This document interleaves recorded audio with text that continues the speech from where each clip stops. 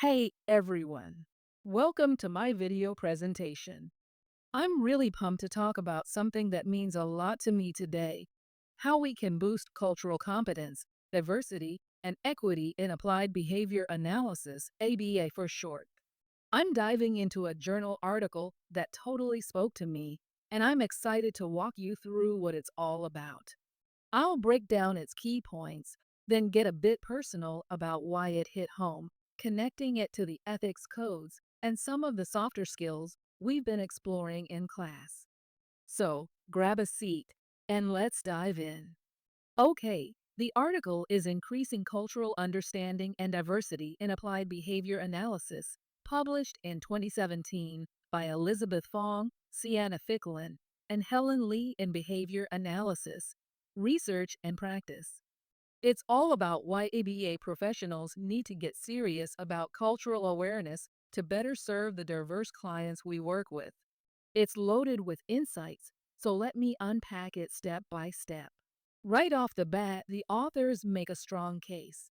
Cultural competence isn't just nice to have in ABA, it's non negotiable.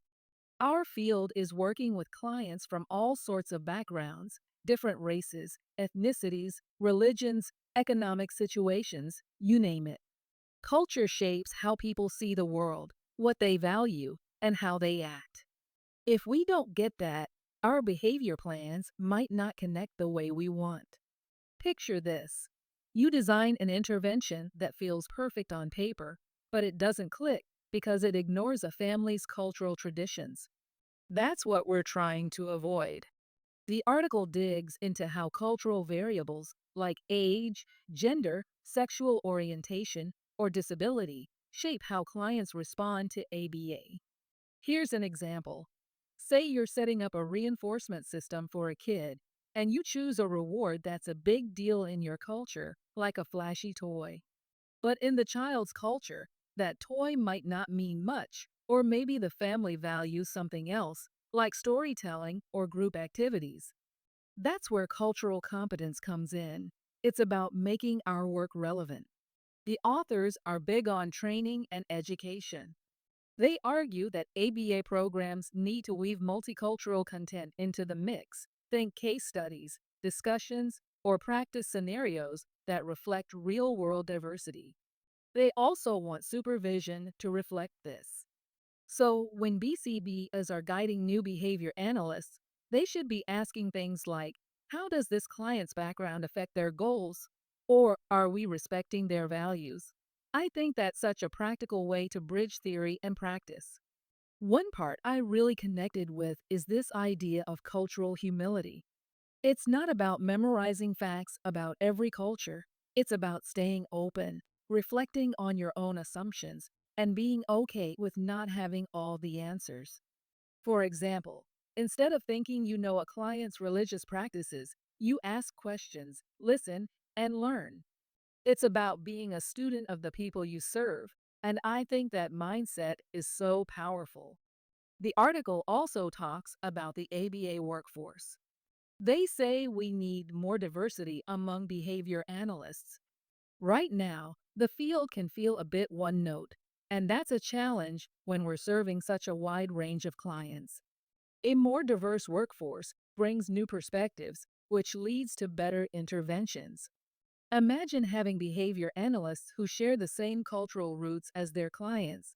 It could make such a difference in building trust. Ethically, the authors don't mince words. We have a duty to provide culturally responsive services. It's not optional, it's part of being a behavior analyst. They point out that the Behavior Analyst Certification Board, or BACB, is starting to prioritize this, even adding cultural humility to the BCBA exam. That's a signal the field is evolving, and I'm here for it.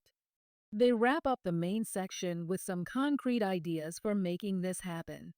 First, ABA programs should include more multicultural content, courses, materials, the works.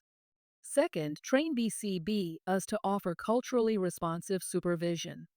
Third, use self-assessment tools to spot biases. I can picture a behavior analyst sitting down with a checklist asking, Am I assuming too much here? Could I dig deeper into this client's culture? And fourth, keep learning through workshops, webinars, or just reading up on diversity. It's about staying curious. Let's talk a bit more about those cultural variables because the article lists some specific ones: socioeconomic status, race, ethnicity, age, nationality, disability, gender, sexual orientation, and religion. Each one shapes how a client experiences ABA. For instance, a family with limited income might struggle to get to sessions because of transportation costs. If we don't factor that in, we're not setting them up to succeed. Or take gender. Say you're working with a teenage girl whose culture has strong expectations around family roles. That's going to influence how you design her program. These details aren't just background noise, they're central to our work. Now, let's move to the conclusion and future research directions, because this is where the article gets forward thinking. The authors say, and I'm summing it up here: cultural competence is a must for ethical, effective ABA. It's about respecting clients, getting better results, and even tying into bigger social justice goals. When we nail this, we're not just helping one person, we're making ABA more inclusive for everyone. For the future, they lay out a research roadmap. They want studies on how to adapt ABA interventions for specific cultures, like what does a behavior plan look like for a South Asian family compared to a Caribbean family? They also call for better ways to measure cultural competence. Right now, it's hard to pin down what makes a behavior analyst culturally competent, so we need solid tools. They're pushing for research on training methods. What's the best way to teach this stuff? And they're real about systemic barriers, like limited access to diverse supervisors or funding for training. Finally, they bring up intersectionality, how race, gender, and other identities combine.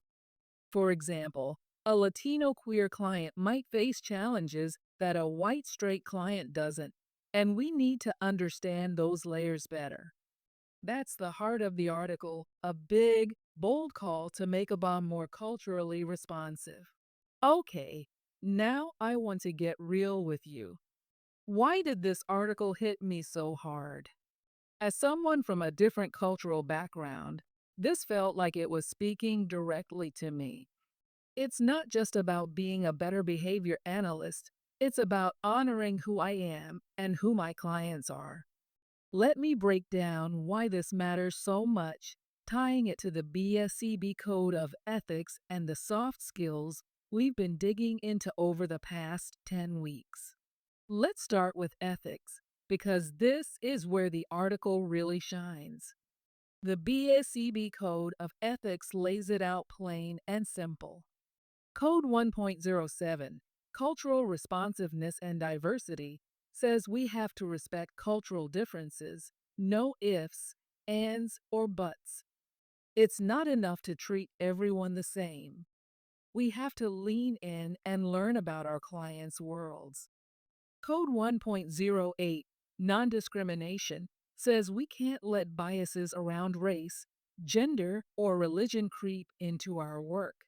And Code 2.01, Providing Effective Treatment, is huge. It tells us our interventions only work if they fit the client's values and beliefs, including their culture. Then there's Code 1.10, Awareness of Personal Biases. This one's a gut check. It's so easy to assume our way of doing things is universal, but that can backfire. I'll share a quick story. Early on, I worked with a family where the parents had a strong cultural emphasis on community decision making.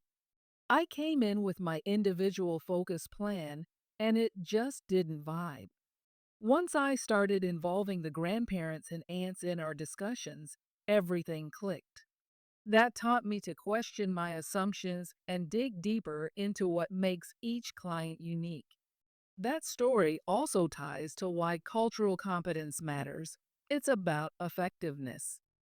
If we ignore culture, we risk creating plans that don't stick or worse, that alienate people. Imagine telling a family to use a strategy that clashes with their beliefs. It's not just ineffective, it could erode trust. The article's point about avoiding harm really stuck with me. We're here to help, not to impose our own lens. But it's not just about ethics, it's about connection. In class, we've spent a lot of time on soft skills and what some call behavioral artistry. Things like building rapport, showing empathy, and adapting on the fly. Cultural sensitivity is how we make those skills real. When we understand a client's culture, we show we care. We listen better. We build trust. I keep thinking about a podcast from week 8 where the speaker talked about how compassion and flexibility make us better behavior analysts. That's exactly what cultural competence does. It lets us meet clients where they are. For example, being culturally responsive means tailoring how you communicate. Maybe a family prefers indirect feedback because that's their cultural norm. If you come in with blunt suggestions, you might lose them. But if you adapt, you build a bridge. That's empathy in action. Same with handling tough moments, like when a parent challenges your approach. Cultural understanding helps you stay calm, see their perspective, and keep the relationship strong. This article felt personal because of my own background. Growing up in a different culture, I've seen what it's like when people don't get where you're coming from. It can make you feel invisible. I want to be the kind of behavior analyst who makes every client and family feel valued and understood. This article gave me a roadmap. Keep learning, reflect on my biases, and stay open to new ways of seeing the world. It also connected to our class discussions about social justice. We've talked about how ABA can tackle bigger issues like access to care or inequities in services. This article showed me that cultural competence is part of that work. When we adapt our practice to diverse needs, we're not just helping one client, we're making the field more welcoming for everyone. That's powerful. So, that's my take on increasing cultural understanding and diversity in applied behavior analysis. This article is a guide for making our field more inclusive, ethical, and effective. It's a challenge to weave cultural competence into our training, our supervision, our practice, and our research. For me, it's deeply personal. It's about respecting the diversity of our clients and stepping up to the trust they place in us. I hope this got you thinking about how we can all grow as behavior analysts. Let's embrace cultural humility, ask better questions, and learn from each other. Let's build an ABA field that truly reflects the incredible diversity of the people we serve. Thanks for sticking with me. I'd love to hear what you think in the comments, and I'll see you next time.